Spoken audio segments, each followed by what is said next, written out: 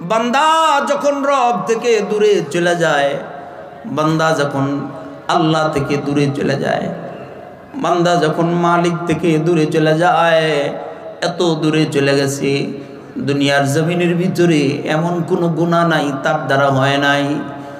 গুনার বোঝায় এখন মাথাটা নুয়ে গেছে, গুনার বোঝায় আমল নামা ভারী করে ফেলাইছে। এত অন্যায় করছে, এত অপরাধ করছে যে মালিকের কাছে হাতটা পাতবে এই হাত পাতার মতো সাহস নাই। এত অপরাধ করছে মালিকের কাছে মাথাটা উঁচু করে কইবে এই বলার মতো সাহস নাই। এখন হাত পাততে লজ্জা হয়, মালিকের কাছে মাথা জাগাইতে লজ্জা হয়। যখন একজন বান্দারে হালত হয়ে যায় তখনও রব কত মায়া করে, ডেকে ডেকে বলতেছে, বান্দা আমি ছাড়া তোর কে আছে মাফ করনেওয়ালা, আমি ছাড়া তোরে ক্ষমা করনেওয়ালা কে আছে? বান্দারে আমি ছাড়া তোর কেউ নাই, আয় আয় আয় আমার কাছে ফিরে আয়। যখন বান্দা এমন অবস্থায় দাঁড়ায় রব্বুল আলামিন যেন সান্ত্বনার বাণী দিয়া শোনায়া দেয়, ওমাই ইয়াগফিরুদ যুনুবা ইল্লাল্লাহ।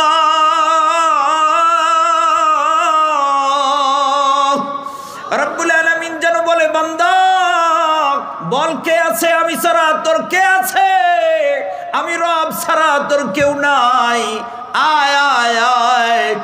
যতই অন্যায় করো না কেন, যতই অপরাধ করো না কেন, পাহাড় সম পরিমাণ গুনাহ করে ফেলাইলা বান্দা, আমি রবের রহমত আসমান পর্যন্ত গুনাহ করছো, আমি মালিকের রহমত আরশে আযীম পর্যন্ত।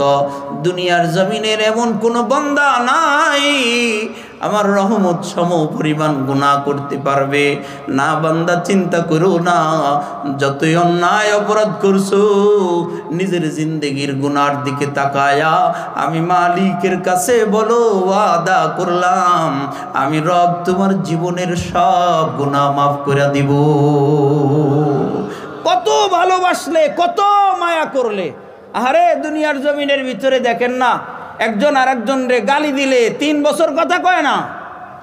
কি কথা ঠিক না বলেন না? একজন একজনের সাথে একদিন ঝগড়া লাগছে তো এক ঝগড়ায় 5 বছর কথা কয় নাই, এরকম মানুষ আছে না নাই? এটা হলো দুনিয়ার মানুষের সিফাত, এটা হলো দুনিয়ার মানুষের অবস্থা। আর আমার আর আপনার রবের অবস্থা, মালিককে ডেকে ডেকে বলতেছে, আমি ছাড়া কে আছে? বারবার গুনাহ করছো, বারবার অন্যায় করছো, আমি আল্লাহর কাছে আইসা বলো, বলতে দেরি হবে, মাফ করে দিতে দেরি করবো না। দুনিয়ার জমিনের মানুষ একজন মানুষ আর একজন মানুষরে ভালোবাসে, মায়া করে। মা তার সন্তানরে ভালোবাসে, বাবাই তার সন্তানরে ভালোবাসে। দুনিয়ার জমিনে মানুষের ভিতরে মা বাবার চাইতে ভালোবাসনেওয়ালা পৃথিবীতে আর কেউ নাই, কেউ নাই। মা বাবা সব চাইতে দুনিয়ার জমিনে সব চাইতে বেশি মায়া করে, মহাব্বত করে, ভালোবাসে। দোস্তরে আমার বাপ, কথাগুলো অন্তর দিয়ে বোঝার চেষ্টা করেন, অল্প কয়েক মিনিট শেষ করে দিব। কথাগুলো অন্তর দিয়ে বোঝার চেষ্টা করেন। সন্তান যদি বাবার কাছে অন্যায় করে, সন্তান যদি বাবার কাছে অন্যায় অপরাধ করে ফেলায়, বাবাই ডাক দিয়ে বলে, তোর মুখ দেখতে চাই না, বের হয়ে যা, আমার বাড়ি থেকে বের হয়ে যাবি, আমি তোর মুখ দেখতে চাই না, বের হয়ে যা, আমার বাড়ি থেকে বের হয়ে যাবি।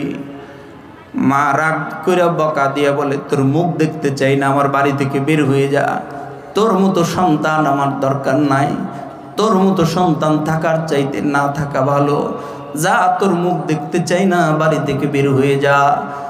সন্তান যেমনি মায়ের মুখে এমন কথা শুনছে, বাপের মুখে এমন কথা শুনছে, রাগ করে সন্তানটাও বাড়ি থেকে বের হয়ে গেছে। বাড়ি থেকে যখন বের হয়ে যায়, বাবায় কত মায়া করে, মা কত সন্তানরে মহাব্বত করে। সন্তানরে বাড়ি থেকে বের করে দিয়া ঘরের দরজা লাগায়া মা হাও মাও করে কান্না শুরু করে দিছে।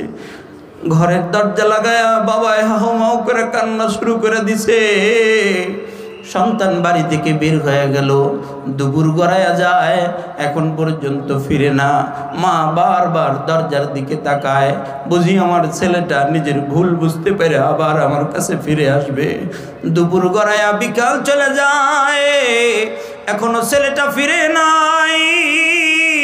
বিকেল পার হয় আর সন্ধ্যা ঘনায়া যায়, এখন পর্যন্ত ছেলেটা ফিরে না।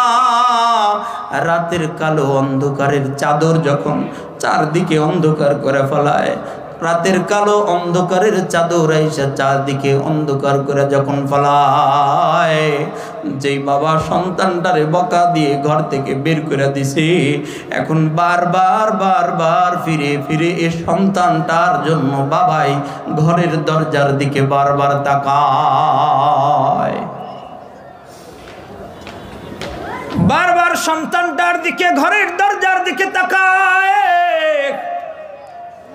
বারবার বলে কিরে এখন পর্যন্ত ছেলে আইলো না।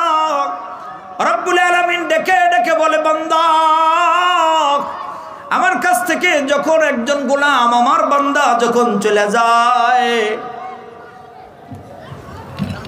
আমারে আল্লাহ বলে ডাক দিবা, ডাক দিতে দেরি হবে বান্দা, তোর জিন্দগির গুনাহ ক্ষমা করতে আমি রব দেরি করব না। ফিরবো তো ইনশাআল্লাহ। জিন্দগি অল্প কয়েকদিনের, ফিরে আসেন। আল্লাহ তাআলা আমাদের সকলকে আল্লাহ মুখী হওয়ার তৌফিক দান করেন, রবের দিকে ফেরার তৌফিক দান করেন। সবাই বলেন আমিন। আসসালামু আলাইকুম ওয়া রাহমাতুল্লাহ।